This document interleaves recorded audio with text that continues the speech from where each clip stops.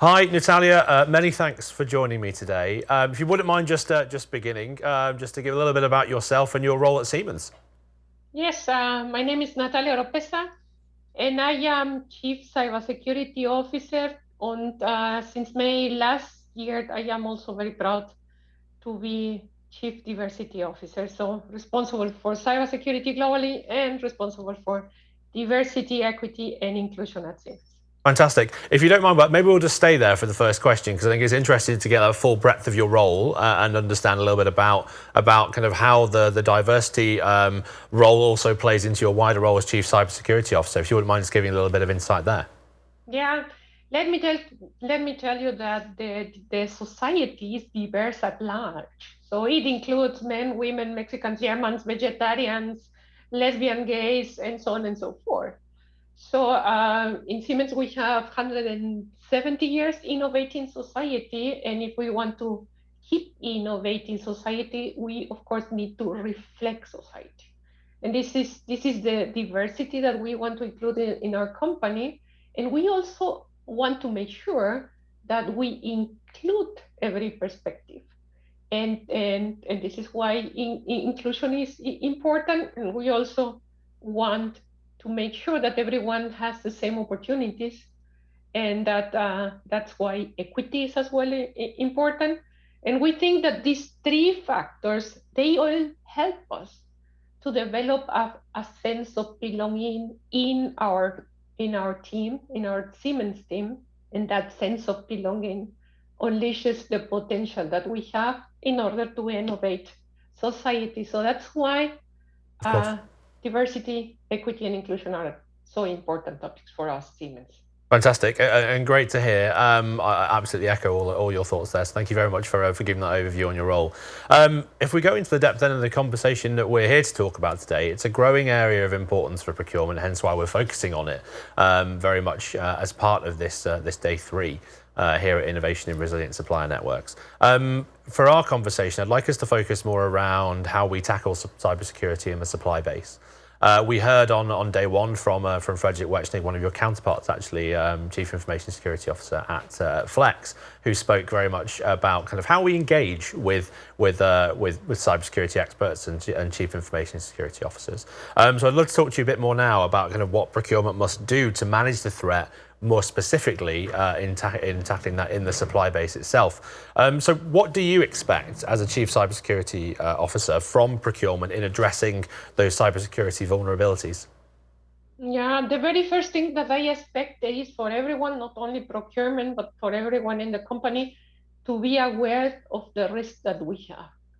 And in order for me to talk about risk, let us think about what this digitalization means. And when we digitalize our processes, when we digitalize our companies or factories, what we mostly do is to involve to use software.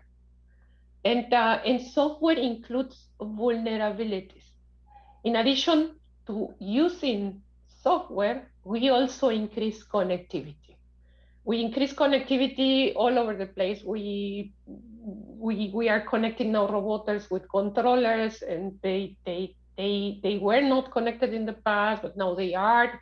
We are connecting medical devices these days. So we are using software, and that includes vulnerabilities, and we are increasing connectivity of IoT devices. And that together grows what we call the surface of attack, meaning now the cyber criminals have a way to compromise the different assets that we have in our companies, in our factories, and hospitals, and so on and so forth. So the very first thing that I expect from procurement is to be aware of the risk that we have, to understand the risk that we have, and to talk with us, cybersecurity people, so that we can cooperate together. Of course. So what do you expect? You mentioned there kind of there's really understanding, I guess, those different stakeholders, those different suppliers that we necessarily have to work with. What do procurement teams need to do to adapt any of their existing relationships with suppliers or third-party vendors? Well, you have to have an understanding first of all of the risk, meaning in which assets are those suppliers contributing. You have to use a risk-based approach. You cannot secure everything, correct? And you cannot secure everything with the same measure. So you have to be very aware of what is the risk that you have, and evaluate how is this specific suppliers contributing to specific assets, and derive from there, then install different measures. And those measures will include, for instance, uh, the, uh, um, the inclusion again of requirements of cybersecurity requirements in the contracts. Will include as well to include in the contracts the needed controls, so that we can make sure that the suppliers are um, in fact deploying those requirements, and will include as well the conversations with the suppliers to understand how is the contribution of IT, meaning software, in their processes these days. So this is what I would summarize, and how I would approach the topic. Okay, and one big area, I suppose, then from a procurement perspective is when we look at the different processes that we have from a supplier selection point of view, from an onboarding processes point of view. There's a lot of complexity that goes into those agreements as to how we work with a lot of our suppliers in all tiers of procurement, from tier 1 to 3 and beyond. Um, any particular hints and tips or any best working practices from your perspective Yes, as to how best we can insulate our own organizations there? yes, and let me take this question that you are asking me to tell you that we are cooperating in a so-called charter of trust with other partners like IBM, like Atos, like Airbus, and so on and so forth. So we are in total 16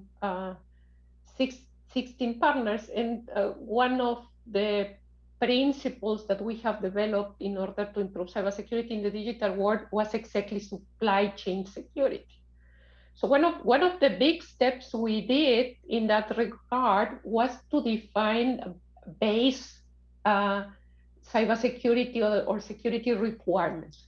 So the reason we did that is because when we start reviewing the topic and how to approach the topic, we all mm, we all saw that every one of us, meaning IBM and Siemens and Natos, to mention a few, we all had different requirements towards the providers.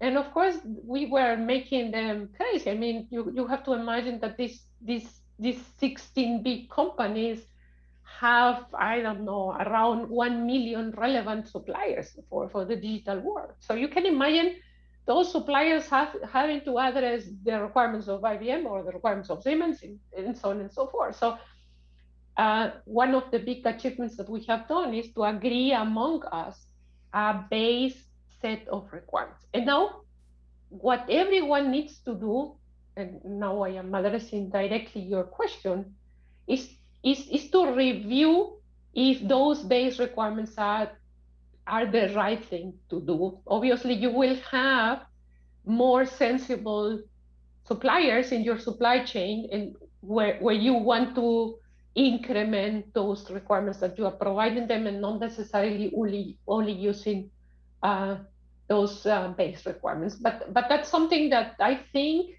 it's helping the procurement organizations to have perspective and sensibility of what is it that we need to include. For Siemens, we have decided to include these base requirements in all the uh, the contracts, the terms and conditions that we have in our contracts. So every terms and conditions of our contracts include already these base requirements. Understood. Okay, really interesting to hear kind of that cross business work as well that's being done there as well, and that's a really interesting approach, given so much of our systems are interconnected with with suppliers and different organizations very much kind of in that particular, well, not necessarily sharing model, but certainly in a way that interconnectivity is incredibly important to our own security, our different organizations' security. If we stay in that position actually there, because you mentioned at the top of the interview a little bit about the increasing importance, not just for procurement supply chain, but in general, of data and digitalization. If we talk a little bit more on the side from a procurement perspective, then what can procurement teams do to secure their data, ensure that sensitive information is not lost?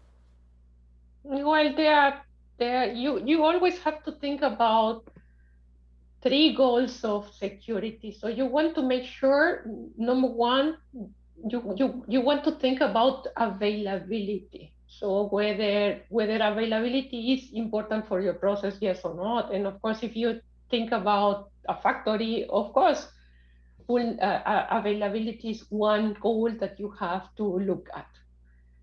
The other goal that you have to look at is confidentiality, and I think this is exactly where you are going when you say how to protect your data. And then if your supply chain is sensible to confidentiality, meaning you will want to keep your data protected because it's key for your business. Let's say, for instance, the recipe of the way you do your, I don't know, sweets. If you are a sweets producer, right? I mean, you want to keep that recipe confidential and you want to protect that data confidential. Then of course you have to make sure the providers in your supply chain have the right ways to protect data. One measure that we use in order to protect that confidentiality of data is, for instance, encryption. So you have to make sure that the data that your providers are dealing with is protected with a measure like encryption, for instance. There are others that you want to add, but encryption will be one. So back to your question, Dave, number one is, again, be aware of what is your protection goal. So it could be availability important, it could be confidentiality important, and it could be as well integrity of the data important. And to give you an example about integrity, let's talk about medical records. So you and me, we have medical records, and it happens that if I am allergic to penicillin, let's say, my medical record will say allergic to penicillin, yes or not, and I don't know if I would be, then I would say yes, allergic. And if someone managed to change that record from yes to no, that will have a big consequence in my health. So therefore, you also have to know whether you need to keep this goal of security, meaning integrity, safe, and derive from that, then look into the measures that you want your supplier to have. Excellent. It's a Did really I answer your question? Yeah. You did. I think there's some excellent kind of practical insight there that a lot from our procurement supply chain organisations' perspective will be be excellent to take back and hear from their own points of view. If we can just touch on, and again we mentioned this at the top of the interview, but I'd be interested to hear kind of some of your thoughts there because you mentioned a couple of them. But vulnerabilities as we see them for the supply chain. I mean, you've mentioned a few. There's been a few, I guess, larger attacks out there at the moment, and for large organisations with the recent SolarWinds issue that took place. Are there any other vulnerabilities or certain areas that you have a particular focus on, or areas of growing risk? That's another area of focus that we're talking about today, that you really think from a data and information security perspective we should really be aware of, and putting much more to the forefront of our minds on that security piece than maybe we are at the moment. Yeah, of course, the human beings are always part of the security, I would say, chain. So there's always the need to to be looking at what are the companies doing in order to assure that the employees are aware of the risk and that they behave accordingly and that they protect themselves, their information in the right way. So you might hear the term of social engineering, and the social engineering is exactly the way in which the attackers use available information from you as a person, from me, in order to, most of the times, to make phishing attacks, using information that is relevant for you, that will tell you something about, no?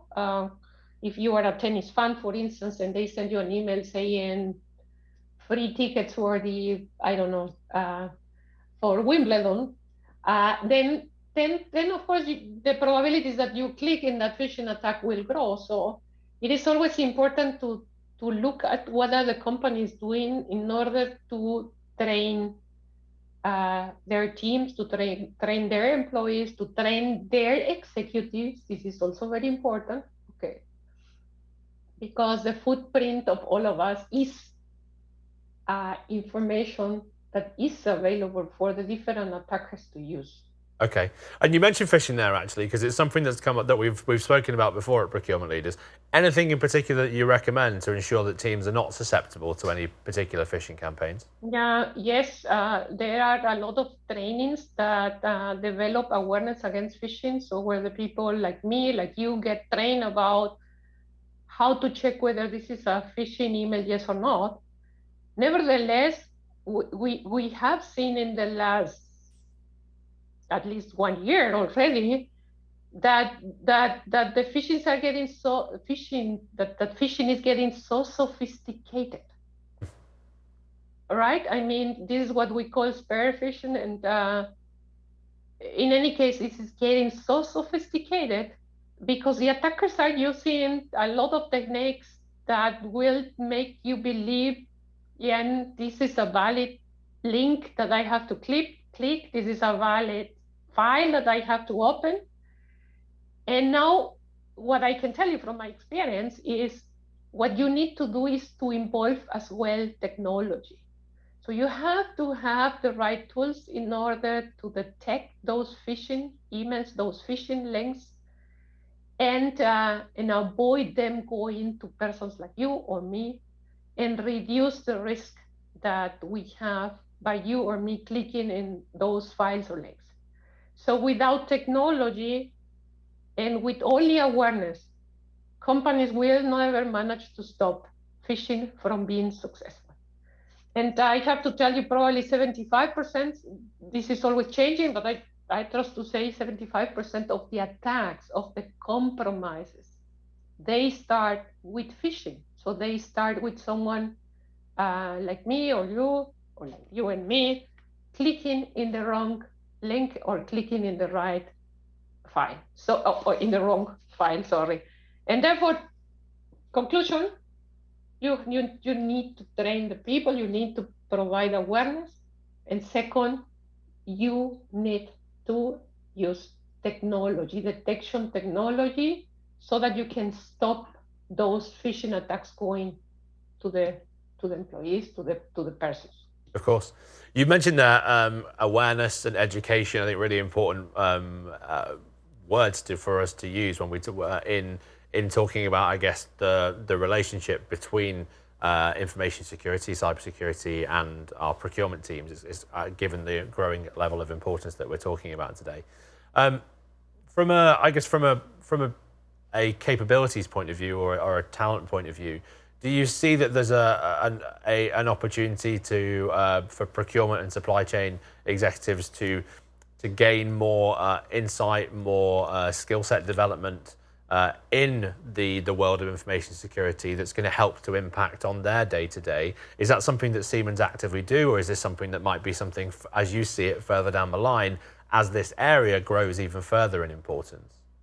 Yes, absolutely. This is a big opportunity, and I have to say, in Siemens, we cooperate very, very strong with the procurement department. So they understand not only us as cybersecurity, because we are only one member of the team, of the group that needs to cooperate, it's important as well to have the business perspective, because only they can assess the criticality of the assets that are involved. So the criticality of the products that are being produced, the criticality of the data that is in the development processes and other processes. So we have a very good cooperation, not only between cybersecurity and procurement, but cybersecurity, procurement, and the different businesses. And to go to your question, whether there is the need to develop more skills or to increase the education in procurement about, not only about IT security or security in general, because we have IoT security now, but to increase, to educate towards digitalization, yes. Of course, that will help a lot to have a common understanding and to be able to assess the risk. And for me, assessing the risk is really key, because you cannot you cannot you cannot use the same requirements to every one of your providers. Either you are going to be very low in the requirements and then you are not protecting, or you are going to have such a high requirements that either it's going to be more expensive for you to have your providers deploying those requirements, or it's going to be impossible to achieve the execution of those requirements. So um, at the end of the day, you will not be protected. So you have to assess the risk and understand the business, understand the protection goals, and derive from there what are the requirements towards your suppliers. And very important, of course, we need to help our suppliers to develop their capabilities that probably they don't have yet. Excellent.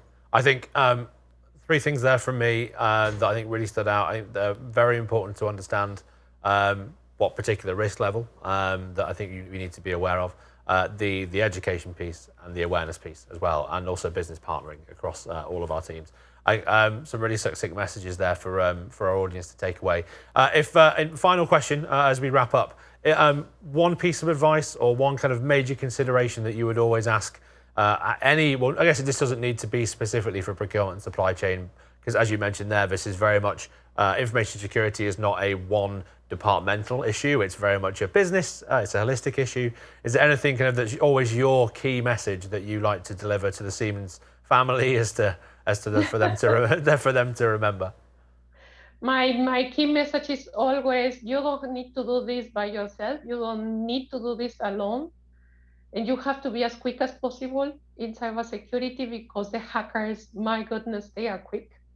So what you need to do, what we all need to do, is to cooperate, to co-create, and to get help from others in this regard. And therefore, I am really always very proud and very excited about our Charter of Trust, because this is exactly what we are doing. We are cooperating, we are co-creating towards cybersecurity. So if we are more secure, everyone in the society wins. We want to have a secure, digitalized society.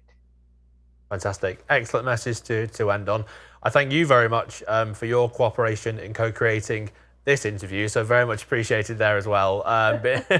Been great to have had you with us. Thank you so much, as ever, to you and the entire Siemens organisation for the work that you contribute towards procurement leaders community as well. So great to have had the opportunity to sit down and talk in a bit more depth today about such an important and growing role within cybersecurity for our businesses. So thank you very much again, Natalia. Thank you, Yana. Pleasure being here with you. Thank you. Thank you.